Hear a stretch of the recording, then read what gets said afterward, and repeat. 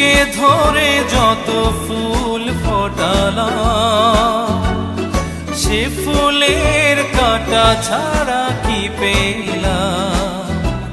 ভাগ্যের পরিহাসেরই না। বুকে ধরে যত ফুল ফোটালাম, সে ফুলের কাঁটা ছাড়া কি পেলাম? ভাগ্যের পরিহাসেরই না। কেন নিয়তির কাছে বারে বার